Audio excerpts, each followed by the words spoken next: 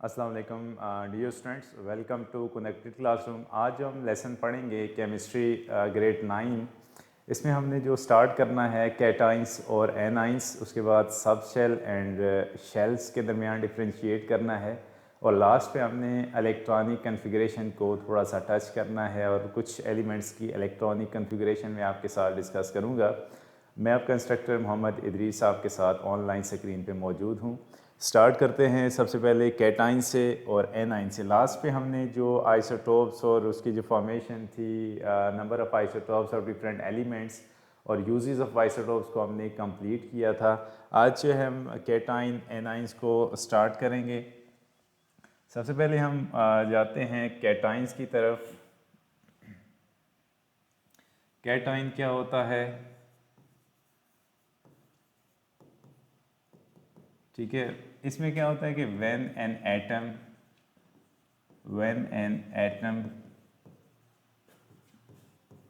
loses one or more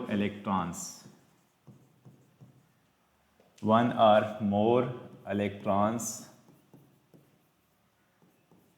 it forms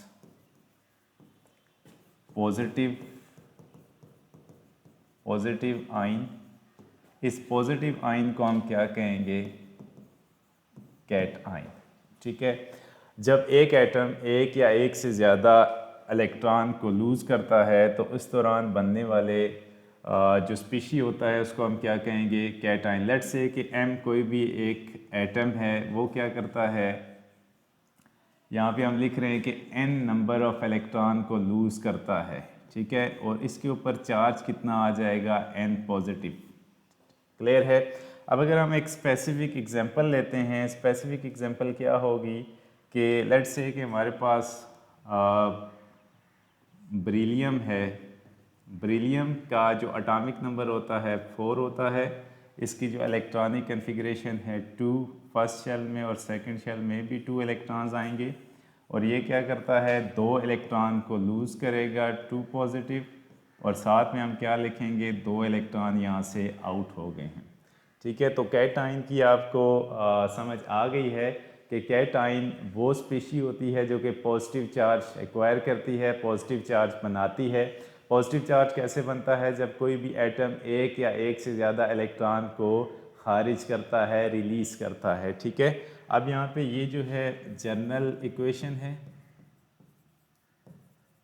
general equation mean कि हम किसी भी एलिमेंट को m के साथ लिखते हैं और वो कितने electron, n number of n, 1 भी हो सकता है, 2 भी हो सकता है, एंड सो ऑन। ठीक है, यहाँ पे मैं लिख देता हूँ n 1 भी हो सकता है, 2 भी हो सकता है, 3 अप टू सो ऑन, ये मूव करता जाएगा। ठीक है, और हम डिपेंड करता है कि लेट्स से कि हम 3 तक अगर रखते हैं तो ये आपका ग्रुप नंबर 1 हो जाता है, दिस इज़ ग्रुप नंबर 2, और ये ग्रुप नंबर आपका 3 आ जाता है कैटाइंस के केस में। और उसके बाद आगे जाके रिवर्स हो जाता है कि इलेक्ट्रॉन गेन का प्रोसेस शुरू हो जाता है जो कि एनाइन फॉर्मेशन में होता है।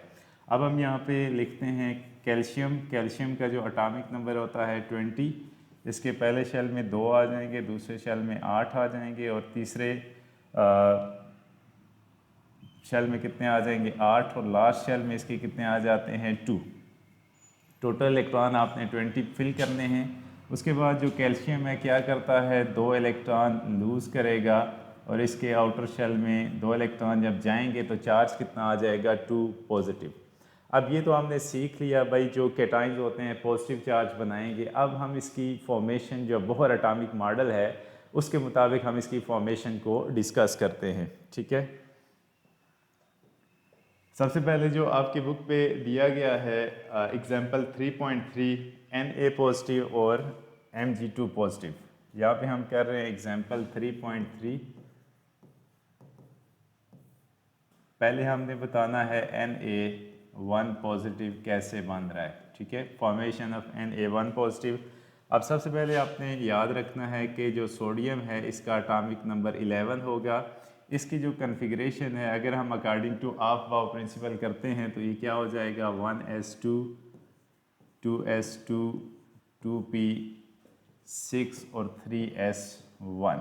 ठीक है, इसका क्या मतलब हुआ कि अगर हम शेल्स की बात करें तो फर्स्ट शेल में 2 इलेक्ट्रॉन्स हैं के शेल के अंदर, और एल शेल के अंदर 8 इलेक्ट्रॉन्स हैं, और एम शेल के अंदर 1 इलेक्ट्रॉन है। ये क्या करेगा, ये ग्रुप 1 का एलिमेंट है और 1 इलेक्ट्रॉन लूज़ करेगा।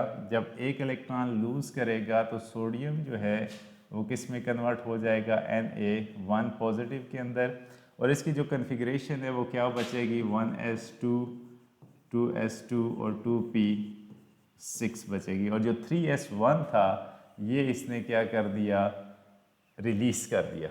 ठीक है, और इस 1 की वजह से इसके ऊपर जो चार्ज आएगा वो क्या बनेगा, 1 पॉजिटिव यहाँ से बनेगा। उसके बाद हम इसके लिए क्या स्टार्ट करेंगे, जो फॉर्मेशन है उसको देखते हैं।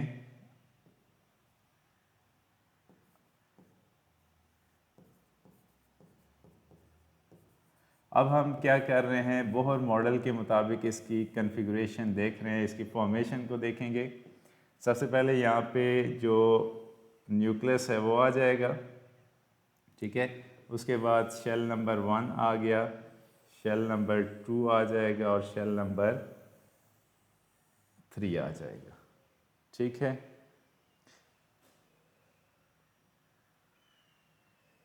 यहाँ पे शेल नंबर 1 आ गया,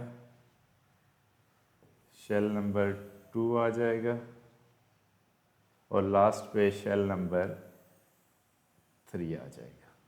ठीक है, इस तरह हम इसकी जो आप ये भी देखेंगे कि यहाँ पे प्रोटॉन्स कितने आ जाएंगे और न्यूट्रॉन्स कितने आ जाएंगे। प्रोटॉन इसका एटॉमिक नंबर 11 है और मास नंबर 23 है। प्रोटॉन 11 होंगे और न्यूट्रॉन्स कितने आ जाएंगे, 12। ठीक है, अब इसके आप इलेक्ट्रॉन्स को फिल करेंगे। पहले शेल के अंदर हमने देखा था कि कितने इलेक्ट्रॉन आ सकते हैं, 2 इलेक्ट्रॉन आ सकते हैं, और उसके बाद जो सेकंड शेल है उसके अंदर कितने आएंगे, 8 इलेक्ट्रॉन्स आ सकते हैं, जिसको हम यहाँ पे अभी देखेंगे। 8 इलेक्ट्रॉन्स यहाँ पे आ गए और 1 इलेक्ट्रॉन बच जाएगा जो कहाँ पे जाएगा, आखिरी शेल के अंदर। ठीक है, तो टोटल यहाँ पे जो इलेक्ट्रॉन हमारे पास आ रहे हैं वो कितने हैं, 11, जो मैंने क्लियर कर दिए यहाँ से। ठीक है, यहाँ पे उसके बाद हम इसको लेके चलते हैं नेक्स्ट।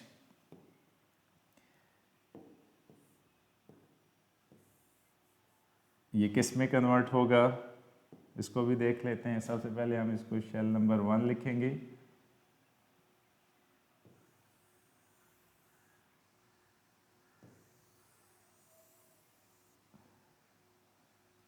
ठीक है, अब यहाँ पे जो पहला है कि इसमें प्रोटॉन्स कितने आएंगे न्यूक्लियस के अंदर, उसी तरह से प्रोटॉन्स 11 ही रहेंगे, न्यूट्रॉन्स कितने रहेंगे, 23 ही रहेंगे। लेकिन यहाँ पे चेंजेस क्या आएंगी वो हम देख लेते हैं। चेंजेस क्या है कि जो लास्ट शेल में इलेक्ट्रॉन्स था वो यहाँ से हमने निकाल दिया, और यहाँ पे बचेगा क्या कि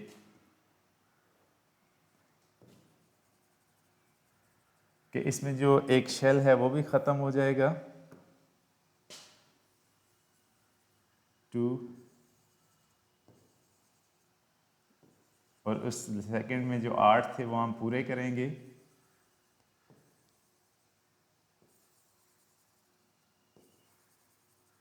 ठीक है, तो यहाँ पे एक इलेक्ट्रॉन जब आउट करेंगे तो इसके आउटर में आपने क्या लगाना है, यहाँ पे कहानी ख़त्म नहीं होगी, आप इसको स्क्वायर ब्रैकेट के अंदर लेके जाएंगे और कितने इलेक्ट्रॉन हमने लूज़ किए, 1 इलेक्ट्रॉन, और जब लूज़ करेंगे तो इसके ऊपर क्या इंक्रीज़ होगा, पॉजिटिव चार्ज। ठीक है, तो अब साथ में हम यहाँ पे अगर आप लिखना चाहें -1 इलेक्ट्रॉन तो भी ठीक है, अगर आप इस साइड पे प्लस करके लिखें तो भी ठीक है। ठीक है, कि 1 इलेक्ट्रॉन जो ये वाला था वो क्या हुआ, रिलीज़ हुआ, और ये वाला शेल भी यहाँ से ख़त्म हो जाएगा। फर्स्ट शेल के अंदर 2 इलेक्ट्रॉन मौजूद हैं, सेकंड शेल के अंदर 1 इलेक्ट्रॉन मौजूद हैं, तो टोटल इसके जो इलेक्ट्रॉन आ रहे हैं वो कितने हैं, 10, जो कि इलेक्ट्रॉनिक कन्फिग्रेशन अगर आप यहाँ पे काउंट करें, ये जो पावर है 6 + 2 8, 8 + 2 10, और यहाँ पे जो इलेक्ट्रॉनिक कन्फिग्रेशन है ये 10 + 1 11, तो यहाँ से 1 इलेक्ट्रॉन जो था वो एमिट हो गया है। ठीक है, अब हम नेक्स्ट की तरफ जाते हैं, मैग्नीशियम का स्ट्रक्चर ड्रा करते हैं। मैग्नीशियम फॉर्मेशन ऑफ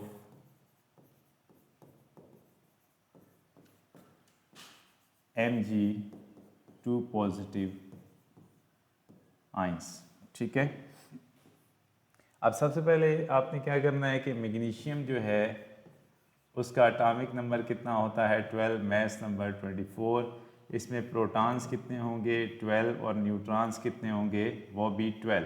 12 कैसे आ गए 24 माइनस 12, तो ये क्या हो जाएंगे 12। इसको मैं लिख देता हूँ 24 minus 12 is equals to neutrons कितने आ जाएंगे 12।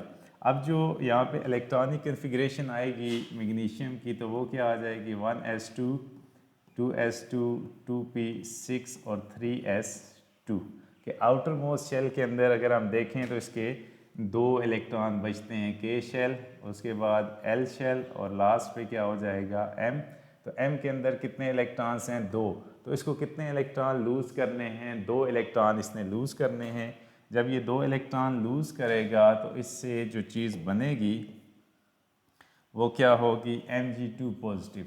Mg 2 इलेक्ट्रॉन लूज़ कर रहा है, जब लूज़ करेगा तो पॉजिटिव चार्ज बढ़ेगा, तो इससे हम क्या लिखेंगे 1s2 2s2 और 2p6। जो 2 इलेक्ट्रॉन थे वो यहाँ से आउट हो जाएंगे। इस केस में भी प्रोटॉन्स कितने रहेंगे, प्रोटॉन एटॉमिक नंबर से होता है तो प्रोटॉन 12 ही रहेगा, न्यूट्रॉन भी कितने रहेंगे 12 ही रहेंगे। लेकिन चेंजेस किस में आएंगी इलेक्ट्रॉन्स के अंदर, इलेक्ट्रॉनिक कन्फिग्रेशन के अंदर। तो जब 2 इलेक्ट्रॉन लूज़ करेगा मैग्नीशियम तो ये किस में कन्वर्ट हो जाएगा कैटाइन, और कैटाइन हम किसे कहते हैं जिसके ऊपर पॉजिटिव चार्ज होता है।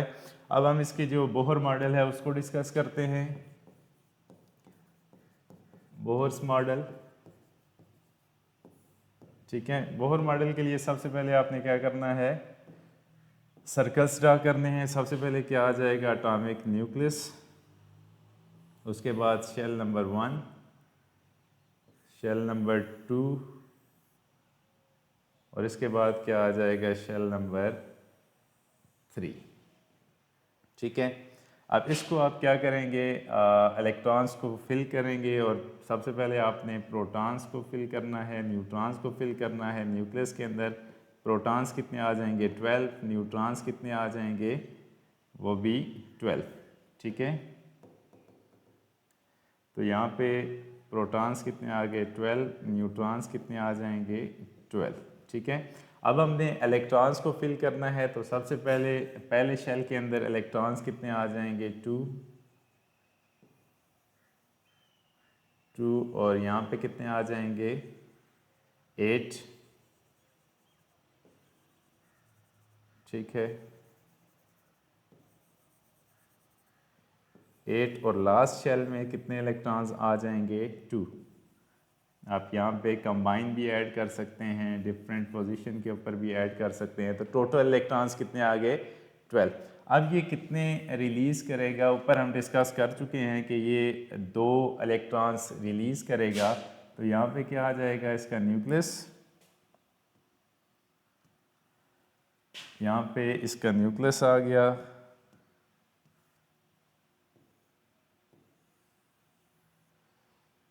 उसके बाद शेल नंबर 1 आ जाएगा और शेल नंबर 2 आ जाएगा। तीसरा शेल हम यहाँ पे ड्रा नहीं करेंगे बिकॉज के जो आउटर इलेक्ट्रॉन्स हैं वो यहाँ से रिलीज़ हो जाएंगे। तो यहाँ पे सबसे पहले हम इलेक्ट्रॉनिक कन्फिगरेशन को लिखते हैं। प्रोटॉन्स कितने आ जाएंगे 12, न्यूट्रॉन्स भी 12 ही रहेंगे। अब जो इलेक्ट्रॉन्स हैं पहले शेल में कितने आ गए 2, दूसरे शेल में कितने आ जाएंगे 8 और तीसरे शेल में जो इलेक्ट्रॉन्स थे वो क्या हो जाएंगे, ठीक है, तीसरे शेल के जो इलेक्ट्रॉन्स हैं वो यहाँ से इमिट हो जाएंगे, मतलब कि वो यहाँ पे नहीं रहेंगे। जब निकल जाएंगे, जब उनको एनर्जी मिलेगी, कितने इलेक्ट्रॉन निकले 2 और क्या हो जाएगा इसके ऊपर पॉजिटिव चार्ज आ जाएगा। ठीक है, तो ये बेसिकली हम क्या चीज़ डिस्कस कर रहे थे, cation formation of sodium and magnesium. ठीक है, दोबारा से कि कैटाइन क्या होता है। जब कोई एटम अपने इलेक्ट्रॉन्स रिलीज़ करता है, वो एक हो सकते हैं, दो हो सकते हैं या तीन हो सकते हैं, तो उसको हम किस कैटेगरी के अंदर रखते हैं, कैटाइंस के अंदर। ठीक है, अब हम नेक्स्ट जो है आपकी एक सेल्फ चेक है उसको डिस्कस करेंगे और फिर आगे मूव करते हैं। एक जो है लिथियम है, लिथियम का एटॉमिक नंबर 3 है और एल्यूमिनियम का एटॉमिक नंबर 3 है। ठीक है, ये आप खुद बनाएंगे, मैं यहाँ पे आपको थोड़ा सा क्लू दे देता हूँ। लिथियम जो है, लिथियम और एल्यूमिनियम, लिथियम का एटॉमिक नंबर 3 होता है। कॉन्फ़िगरेशन क्या है, पहले शेल में 2 आएंगे, दूसरे शेल में 1 इलेक्ट्रॉन आएगा। ये क्या करेगा, एक इलेक्ट्रॉन रिलीज़ करेगा और किस में कन्वर्ट हो जाएगा, Li1 पॉजिटिव, और इसके जो कॉन्फ़िगरेशन रहेगी वो 2 इलेक्ट्रॉन यहाँ पे रहेंगे। जो तीसरा इलेक्ट्रॉन दूसरे शेल के अंदर मौजूद था वो यहाँ से आउट हो जाएगा। इस तरह से ये लिथियम कैटाइन बनेगा। इसी तरह से जो एल्यूमिनियम है, इसके 13 एटॉमिक नंबर है। इसके पहले शेल में 2 इलेक्ट्रॉन्स आ जाएंगे, दूसरे में 8 आ जाएंगे और तीसरे में 3 इलेक्ट्रॉन्स आ जाएंगे। तो ये क्या करेगा, एल्यूमिनियम अपने 3 इलेक्ट्रॉन लूज़ करेगा और इससे चार्ज कितना आ जाएगा, 3 पॉजिटिव 2 8। ठीक है, और इसके इलेक्ट्रॉन 3 जो इलेक्ट्रॉन्स हैं आपने लास्ट शेल ख़त्म कर देना है और इसके जो आखिरी शेल में बचेंगे वो 8 इलेक्ट्रॉन्स बचेंगे। इससे आप ये भी देख रहे हैं कि जब एटम कोई इलेक्ट्रॉन रिलीज़ करता है तो वो अपनी नेबरिंग जो नोबल गैस होती है उसकी इलेक्ट्रॉनिक कन्फिग्रेशन को अचीव कर लेता है। अगर हम यहाँ पे देखें तो 2 और 8 जो है वो एटॉमिक नंबर किसका होता है, नियॉन का। तो एल्यूमिनियम जो है जब बॉन्डिंग करता है, कैटाइन बनाता है, तो ये नियर जो नोबल गैस है उसकी इलेक्ट्रॉनिक कन्फिग्रेशन को अचीव कर लेता है। जबकि जो लिथियम है ये किसकी इलेक्ट्रॉनिक कन्फिग्रेशन को अचीव करेगा, हीलियम की इलेक्ट्रॉनिक कन्फिग्रेशन को अचीव कर लेता है। तो इसका मतलब क्या हुआ कि जब ये बॉन्डिंग करते हैं तो ये स्टेबिलिटी गेन करने की कोशिश करते हैं। स्टेबिलिटी कब गेन होती है, जब किसी एटम के आउटरमोस्ट शेल के अंदर 8 इलेक्ट्रॉन हो या 2 इलेक्ट्रॉन हो तो वो स्टेबल इन नेचर होते हैं। ठीक है, तो ये स्टेबिलिटी किसके ज़रिए गेन होती है, थ्रू बॉन्डिंग। अब नेक्स्ट जो है हम स्टडी करेंगे एनाइन। एनाइन क्या होता है, इसकी पहले हम डेफिनेशन लिखते हैं फिर इसको डिस्क्राइब करते हैं। When an atom gain 1 or more electrons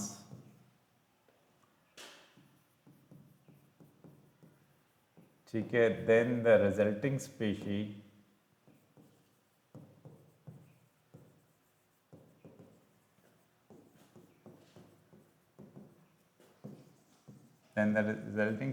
have negative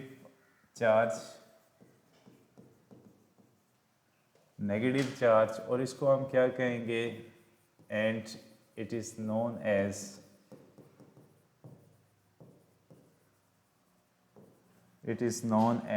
anion। ठीक है, जो नॉन मेटल्स होते हैं, नॉन मेटल्स फॉर्म्स एनाइन। अब जितने भी नॉन मेटल्स हैं वो क्या बनाते हैं, वो एनाइंस बनाते हैं। इसकी एग्जांपल में अगर देखा जाए तो कौन सा नॉन मेटल है, फॉर एग्जांपल ऑक्सीजन है। ऑक्सीजन क्या करता है, ये 2 इलेक्ट्रॉन गेन करके क्या बनाता है, 2 नेगेटिव। अगर हम ऑक्सीजन है तो इसमें क्या करेंगे, 2 इलेक्ट्रॉन ऐड कर रहे हैं। ठीक है, तो ये किस में चला जाता है, O2 नेगेटिव। इसी तरह से फ्लोरीन है, फ्लोरीन क्या करता है, 1 इलेक्ट्रॉन गेन करेगा तो ये किस में चला जाता है, F1 नेगेटिव।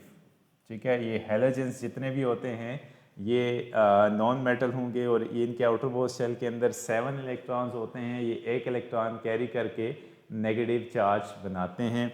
उसके बाद जो हाइड्रोजन है ये भी डुअल नेचर रखता है। हाइड्राइड्स के केस में ये 1 इलेक्ट्रॉन गेन करके किस में कन्वर्ट हो जाता है, H1 -1।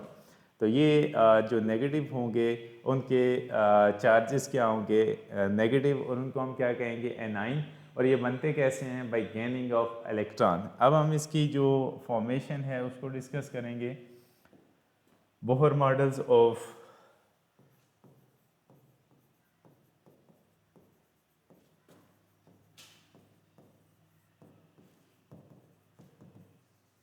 ठीक है। अब हम डिस्कस करेंगे बोहर मॉडल ऑफ एनाइंस जो आपकी बुक के अंदर डिस्कस किए गए हैं। एक ऑक्सीजन है, फ्लोरीन है, सल्फ़र है और क्लोरीन है। एक मैं ऑक्सीजन का डिस्कस करूंगा और दूसरा जो है वो सल्फ़र का होगा। ऑक्सीजन, अब ऑक्सीजन है तो ऑक्सीजन का सबसे पहले सिंबल O होगा, 8 ऑक्सीजन 16।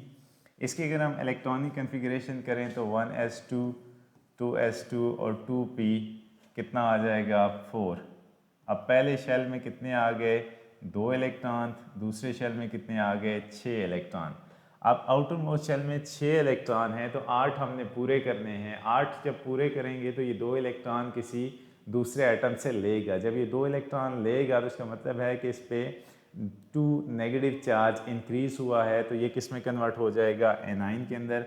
अब इसको अगर हम लिखते हैं तो ऑक्सीजन प्लस 2 इलेक्ट्रॉन्स ये किस में चला जाएगा O2 नेगेटिव। और इसकी जो कन्फिग्रेशन थी पहले 1s2 2s2 2p4 plus 2 electrons, ये जो 2 इलेक्ट्रॉन्स हम ऐड करेंगे ये जाएंगे कहाँ 1s2 2s2 2p। अब पहले 4 था तो यहाँ पे क्या आ जाएगा 6। अब K में 2 आ गए, L शेल के अंदर कितने आ गए 8। जब आउटर मोस्ट शेल के अंदर 8 इलेक्ट्रॉन्स आ जाते हैं तो वो क्या हो जाएगा स्टेबल स्पीशी बन जाता है। तो ये यहाँ से जो देखते हैं तो इसके टोटल इलेक्ट्रॉन्स कितने हो जाते हैं 10। तो ये किसकी इलेक्ट्रॉनिक कन्फिग्रेशन को अचीव कर लेगा नियर बाय नियोन की स्टेबल इलेक्ट्रॉनिक कन्फिग्रेशन को अचीव कर लेता है। ठीक है। अब अगर हम देखते हैं इसकी जो फॉर्मेशन है उसको डिस्कस करते हैं तो सबसे पहले जो न्यूक्लियस है उसको हम ड्रा करेंगे, शेल नंबर 1 और शेल नंबर 2। ठीक है। इसी तरह से हम यहाँ पे ड्रा करेंगे न्यूक्लियस, शेल नंबर 1 और साथ में हम क्या ड्रा करेंगे शेल नंबर 2। ठीक है। अब यहाँ पे जो है अब फिल करेंगे इसके जो प्रोटॉन्स हैं। प्रोटॉन्स से 8 जो है इसका एटॉमिक नंबर है तो प्रोटॉन भी 8 आ गए। न्यूट्रॉन 16 माइनस 8 कितने आ जाएंगे 8। अब जो है इसकी इलेक्ट्रॉनिक कन्फिग्रेशन को कंप्लीट करते हैं। पहले शेल में कितने आ जाएंगे 2 इलेक्ट्रॉन्स। ठीक है। दूसरे शेल के अंदर कितने इलेक्ट्रॉन्स आएंगे, पहले 6 आएंगे अकॉर्डिंग टू न्यूट्रल एटम 6 आ जाएंगे। और उसके बाद जो है जो 2 इलेक्ट्रॉन हम ऐड कर रहे हैं वो कहाँ जाएंगे, वो इस लास्ट शेल के अंदर ऐड हो जाएंगे। ठीक है। अब यहाँ पे हम देखते हैं कि जो प्रोटॉन्स हैं वो कितने हैं 8, न्यूट्रॉन्स भी 8 हो जाएंगे। अब इसकी जो कन्फिगरेशन है उसको आप फिल करेंगे तो पहले शेल में कितने आ गए 2, दूसरे शेल में पहले कितने थे 6। ठीक है। 2 4 6। ठीक है। अब जो हमने ऐड किए वो कौन से इलेक्ट्रॉन्स थे, जो एक्स्ट्रा इलेक्ट्रॉन्स आ रहे हैं वो यहाँ पे आ जाएंगे। ये जो है हम यहाँ पे बता रहे हैं आपको, लेकिन ये इलेक्ट्रॉन आते कहाँ से हैं ड्यूरिंग बॉन्ड फॉर्मेशन। ठीक है। तो यहाँ पे 2 इलेक्ट्रॉन जो हैं ये इसने किसी दूसरे एटम से लिए हैं तो इसकी इलेक्ट्रॉनिक कन्फिग्रेशन क्या हो जाती है, पहले शेल में कितने आ जाएंगे 2, दूसरे में 8। ठीक है। इसी तरह से इसके पहले शेल में 2 थे, दूसरे में 6 थे, तो इसने इस शेल के अंदर 2 इलेक्ट्रॉन एक्स्ट्रा लिए तो इसके टोटल इलेक्ट्रॉन्स कितने हो जाएंगे 8। और एक चीज़ यहाँ पे आप लगाएंगे, जैसे कैटाइन में हम पॉजिटिव चार्ज लगाते थे, यहाँ पे हम क्या लगाएंगे नेगेटिव चार्ज। नेगेटिव क्यों लगा रहे हैं, बिकॉज ऑफ के कैटाइन जो होता है जब इलेक्ट्रॉन एटम गेन करता है तो जितने इलेक्ट्रॉन गेन करेगा उसके ऊपर नेगेटिव चार्ज इंक्रीज होता है। ठीक है। उसके बाद एक चीज़ मैंने और आपके साथ डिस्कस करनी है कैटाइंस के हवाले से, जो सल्फ़र है उसकी फॉर्मेशन को हम देखते हैं। सल्फ़र, अब सल्फ़र जो है इसका एटॉमिक नंबर 16 होता है और मास नंबर 32 है। इसमें प्रोटॉन्स कितने आ जाएंगे 16 और न्यूट्रॉन्स कितने आ जाएंगे 32 माइनस 16, ये कितना हो जाएगा 16। ठीक है। उसके बाद जो है इसकी इलेक्ट्रॉनिक कन्फिगरेशन को देखते हैं। तो सल्फ़र जो है, सल्फ़र क्या हो जाएगा 1s2 2s2 2p6 3s2 और 3p कितना हो जाएगा 6 10 12 और ये कितना हो जाएगा 4। ठीक है, 6 2 8 10 12 और 4 16। इसको अगर हम देखते हैं तो इसकी इलेक्ट्रॉनिक कन्फिगरेशन जो है K के अंदर 2 आ जाएंगे, L के अंदर 8 आ जाएंगे और M के अंदर कितने आ जाएंगे 6। अब 6 में इसको मज़ीद क्या चाहिए, 2 इलेक्ट्रॉन इसने एक्वायर करने हैं। जब ये 2 इलेक्ट्रॉन गेन करेगा तो इसके ऊपर चार्ज कितना आ जाएगा -2। ठीक है, इसकी जो इलेक्ट्रॉनिक कन्फिगरेशन आ जाएगी 1s2 2s2 2p6 3s2 और 3p। पहले कितना था 4 था। अब 4 के अंदर आप जो चीज़ ऐड कर रहे हैं वो एक्स्ट्रा 2 इलेक्ट्रॉन यहाँ पे ऐड होंगे, तो इसके ऊपर चार्ज कितना आ जाएगा -2। ठीक है, तो ये इसकी इलेक्ट्रॉनिक कन्फिगरेशन के अंदर चेंज आएगा। अब इसके अगर हम बोहर मॉडल को डिस्कस करते हैं तो सबसे पहले आपने न्यूक्लियस को ड्रा करना है, उसके बाद शेल नंबर 1 आ गया, शेल नंबर 2 आ गया और शेल नंबर क्या आ जाएगा 3। ठीक है, इसी तरह से यहाँ पे हम क्या ड्रा करेंगे, atomic nucleus, shell number 1, shell number 2 और शेल नंबर 3। ठीक है, अब यहाँ पे क्या आ जाएगा, इसको हम फिलिंग करते हैं थ्रू दिस।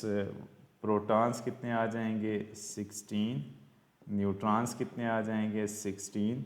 सेम इसमें भी कितने प्रोटॉन्स आ जाएंगे 16, न्यूट्रॉन्स कितने आ जाएंगे 16। ठीक है, अब इसमें जो इलेक्ट्रॉनिक कन्फिगरेशन है वो हम कंप्लीट करते हैं। अच्छा, और पहले शेल में कितने हमने लगाए थे 2, दूसरे शेल में कितने आ जाएंगे 8। इसके इलेक्ट्रॉन हमने जो है वो 16 पूरे करने हैं। ये आ गए 10 और आउटर शेल के अंदर कितने इलेक्ट्रॉन्स आ जाएंगे 6।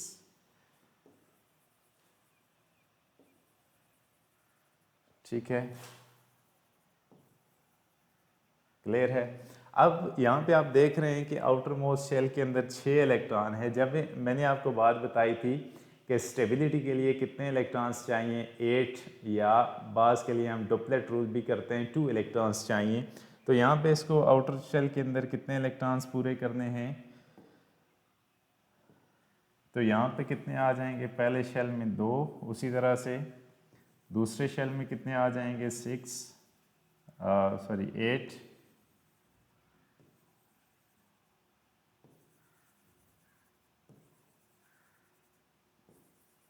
और तीसरे में कितने थे पहले 6 इलेक्ट्रॉन्स की फिलिंग करेंगे 2 4 6। यहाँ पे क्या आ जाएगा, 2 इलेक्ट्रॉन्स हम एक्स्ट्रा लगा रहे हैं तो वो यहाँ पे आ जाएंगे, ये जो गेन करेगा और इसके ऊपर चार्ज कितना आ जाएगा -2। ठीक है, तो ये एक इम्पोर्टेंट क्वेश्चन है जिसमें पेपर में क्वेश्चन आता है, draw the Bohr model of sulphur A9 और ऑक्सीजन एनाइन, या फिर ये हो सकता है कि कैटाइन को आप मैग्नीशियम है, सोडियम है, एल्यूमिनियम है, इसके आप बोहर मॉडल ड्रा करें। तो आपने इस तरह से सर्कल लगा के इसको कंप्लीट चार्ज की फॉर्म में डिस्कस करना है और साथ में इलेक्ट्रॉन्स कितने ऐड हो रहे हैं या रिलीज़ हो रहे हैं तो वो भी आपने साथ साथ बताना है। ठीक है, अच्छा, अब जो है एक क्वेश्चन इस चैप्टर का रह जाता है जिसमें इलेक्ट्रॉनिक कन्फिगरेशन शामिल है, उसको डिस्कस करते हैं। इलेक्ट्रॉनिक कन्फिगरेशन में जो टॉपिक है वो है शेल और सब शेल, शेल और सब शेल। ठीक है, इसको हम डिफ्रेंशिएट कर लेते हैं।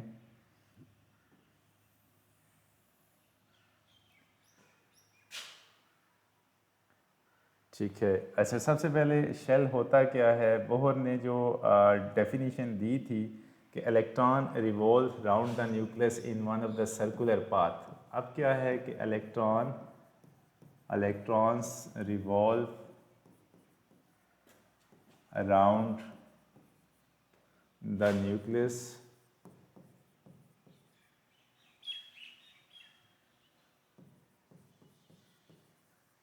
in one of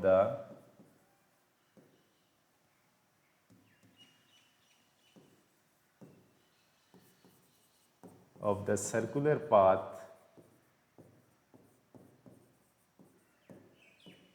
इसको हम क्या कहेंगे, इज नोन एज, इसको हम दो तीन तरह के नाम देते हैं। One of the circular path जिसको हम क्या कहेंगे, नोन एज शेल कह सकते हैं, शेल एनर्जी लेवल कह सकते हैं, एनर्जी लेवल, या इसको हम क्या नाम दे सकते हैं, these are orbits.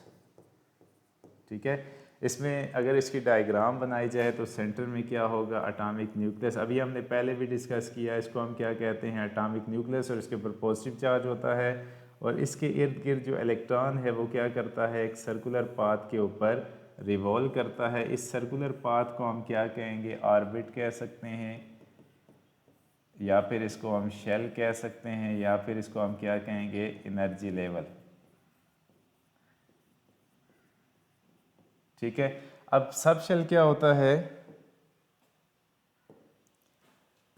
When shell is divided into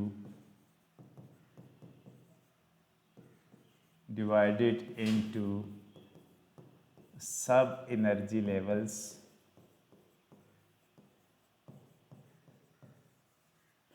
ठीक है, देन सब shells are formed.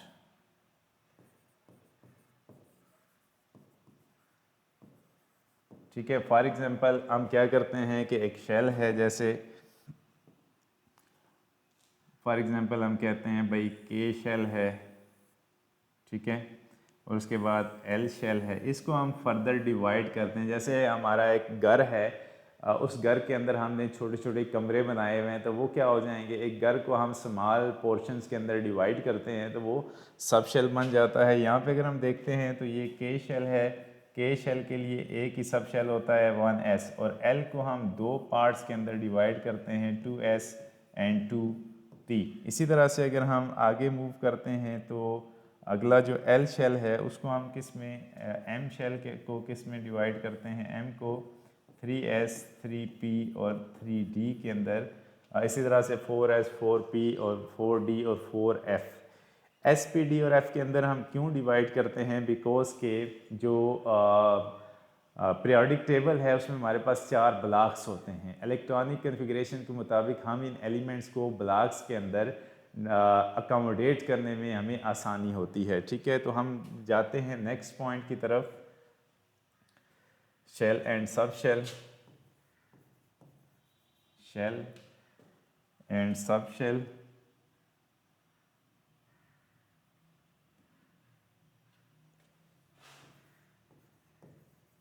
Shell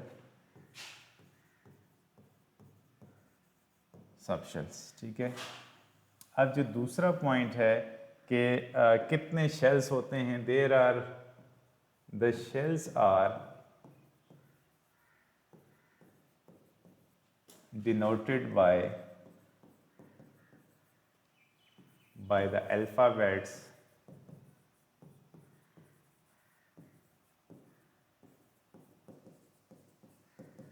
started from K, L, M and so on। ठीक है, जो हम ज़्यादा नोटेशन यूज़ करते हैं वो क्या है, K, L, M, N। उसके बाद क्या होगा कि यहाँ पे एक मैं चीज़ लिख रहा हूँ, इसको आपने याद रखना है, in order to find out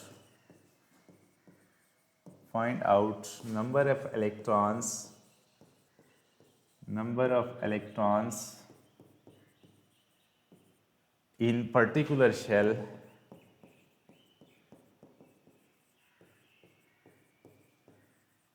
we use formula, यहाँ पे मैं फार्मूला लिख रहा हूँ, वो क्या है 2n²। ठीक है, जैसे अगर हम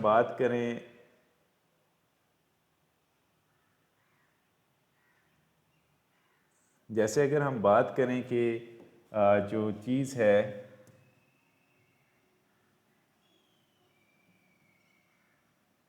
ठीक है, जैसे हम बात करें कि के शेल है, के शेल के लिए हम क्या लिख रहे हैं, K is equals to n is equals to 1। K shell के अंदर हम इलेक्ट्रॉन्स को फाइंड आउट करना चाहते हैं, तो एन इज इक्वल्स टू 1 लिखेंगे, तो इसका मतलब है कि हम क्या करना चाहते हैं 2 इंटू 1²। अब के शेल के अंदर मैक्सिमम कितने इलेक्ट्रॉन्स आ सकते हैं 2 इलेक्ट्रॉन्स। क्या हमने पहले भी डिस्कस किया कि के शेल में मैक्सिमम इलेक्ट्रॉन्स कितने आ सकते हैं 2 इलेक्ट्रॉन्स। अगर हम एल शेल की बात करते हैं, एल क्या होगा, L n is equals to 2, और n जो है n किसको रिप्रेजेंट करता है, यहाँ पे मैं लिख देता हूँ n represents, n is equals to shell number. जैसे शेल नंबर 1 है तो n क्या होगा 1। अब शेल नंबर 2 है तो क्या लिखेंगे 2। अब 2 2s are 4, सेकेंड शेल में कितने इलेक्ट्रॉन्स आ सकते हैं 8 इलेक्ट्रॉन्स। अब अगर m की बात करें तो m के लिए n कितना होगा 3। अब इसके लिए हम क्या लिखेंगे 3², तो ये कितना हो जाएगा 18 इलेक्ट्रॉन्स। अब जो n शेल है उसके लिए हम क्या लिखेंगे n इज इक्वल्स टू 4, इसके लिए क्या हो जाएगा 4², 16 2s are 32 electrons, up to so on चलते जाएंगे, n भी इंक्रीज होता जाएगा और नंबर ऑफ इलेक्ट्रॉन्स भी इंक्रीज होते जाएंगे। ठीक है, अब अगर हम सब शेल की बात करते हैं तो सब शेल क्या है,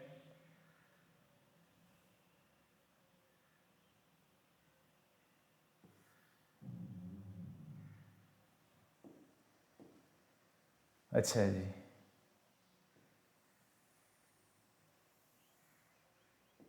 अब यहाँ पे लिख रहा हूँ कि each shell has sub shells. ठीक है, अब फॉर एग्जांपल जैसे हमने बात की के, उसके बाद एल, उसके बाद एम और उसके बाद एन। ठीक है, के में कितने आ जाएंगे एन एम और एन के। अब के के जो सब शेल्स होते हैं वो कितने होंगे, के का एक ही सब शेल होता है 1s। अब एल के कितने सब शेल होते हैं 2, 2s एंड 2p, और उसके बाद एम के कितने होंगे 3s 3p 3d। ये n 1 और 2 क्यों कह रहे हैं कि इसके लिए n कितना होता है 1, इसके लिए n कितना होता है 2, इसके लिए n कितना होता है 3, इसके लिए n कितना होता है 4।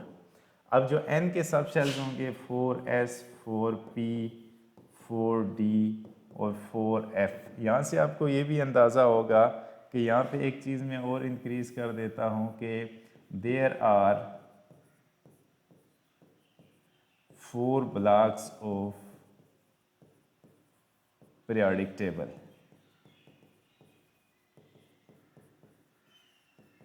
ठीक है, उसमें क्या होता है एस पी डी और एफ, इन्हीं के मुताबिक हम सब शेल्स की डिवीजन की हुई है और इन्हीं के मुताबिक हम जो इलेक्ट्रॉन्स की फिलिंग करते हैं वो एस पी डी और एफ के अंदर कर रहे होते हैं।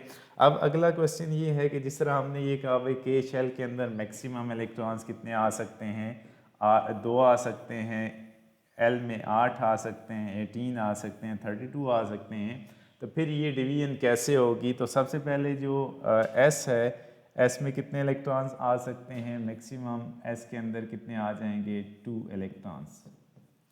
अब एस में 2 आ गए और पी में कितने आ जाएंगे 6 इलेक्ट्रॉन्स, इनको प्लस करेंगे तो टोटल इलेक्ट्रॉन्स कितने आएंगे एल के अंदर 8 इलेक्ट्रॉन्स। अब एस में 2 आ गए 2 इलेक्ट्रॉन्स प्लस पी में 6 इलेक्ट्रॉन्स आ जाएंगे और डी में कितने आ जाएंगे 10 इलेक्ट्रॉन्स। तो मिल मिला के ये कितने हो जाएंगे 18 इलेक्ट्रॉन्स। जो बात मैंने पहले की थी कि 2 इलेक्ट्रॉन्स, वहाँ पे भी आप साथ साथ देखते जाएं, टोटल इलेक्ट्रॉन्स उतने ही होंगे, लेकिन अब के को हमने डिवाइड कर दिया है पार्टीशंस के अंदर।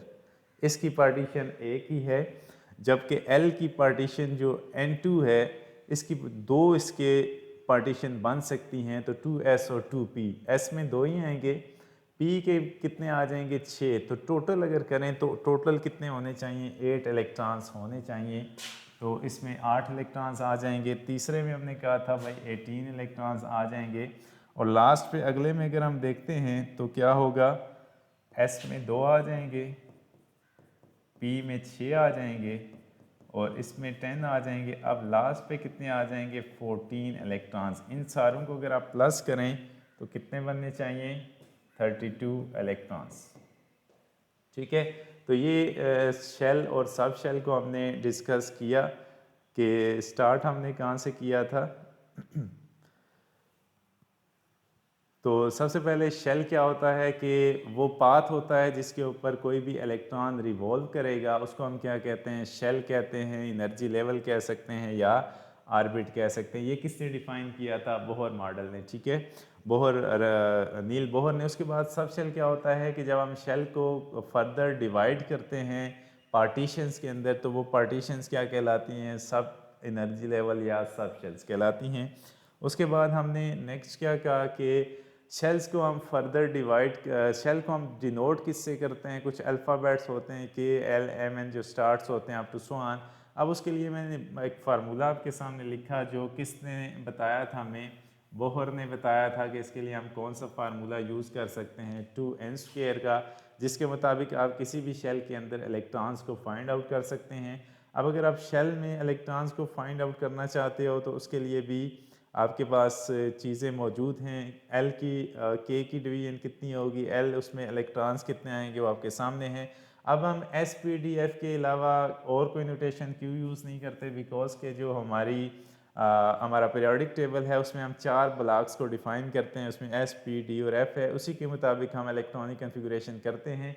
और इसमें एक पॉइंट ये भी है कि जब इलेक्ट्रॉनिक कन्फिगरेशन कर रहे होते हैं तो जिस लेटर के ऊपर जैसे एस पी डी एफ, इसमें से जिसके ऊपर भी एंड करेगी वही उसका ब्लॉक होगा। जैसे हम एक एटम के इलेक्ट्रॉनिक कन्फिगरेशन को एंड एस पे कर रहे होते हैं तो एस ब्लॉक का एलिमेंट होता है। ठीक है, तो ये भी हमारे लिए आसानी होगी। उसके बाद हम ये सारी चीज़ें आपने याद करनी है। उसके बाद हम एक लॉ है इसमें जिसको हम चेक कर लेते हैं, फिर आगे मूव करते हैं। उसके बाद मैंने एक चीज़ एक वो बता दी थी कि इसमें जो शेल न्यूक्लियस से जितना दूर होगा उसकी एनर्जी उतनी ही ज़्यादा होगी। उसके लिए हमने बोर मॉडल के अंदर एक इक्वेशन भी लिखी थी, E is directly proportional to R। ये पॉइंट भी आप इसमें ऐड कर सकते हो और ये इम्पोर्टेंट लॉन्ग क्वेश्चन है जिसको आपने लाजमी याद करना है। ठीक है, अब नेक्स्ट जो लास्ट इसमें चीज़ रह गई है ऑफ वाव प्रिंसिपल, वो हम देखते हैं और इस लेक्चर को क्लोज करते हैं। Of wow principal,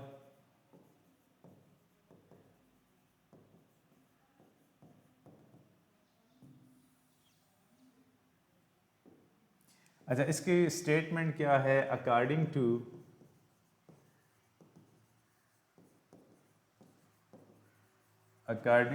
of wow principle, ठीक है, the subshell that is lowest in energy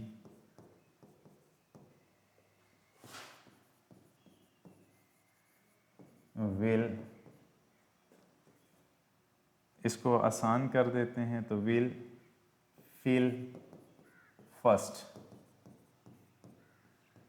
ठीक है, इसके मुताबिक जिस सब शेल की एनर्जी कम होगी वो सबसे पहले फिलिंग उसकी पहले होगी, will fill first by electrons हम कर देते हैं तो ज़्यादा आसानी रहेगी। Fill first by electrons, electrons उस सब शेल को पहले फिल करेंगे। जैसे अगर हम देखें तो जो ऑर्डर है इलेक्ट्रॉनिक सब शेल की एनर्जी का, वो सबसे पहले 1s की एनर्जी कम होती है एज़ कम्पेयर टू 2s।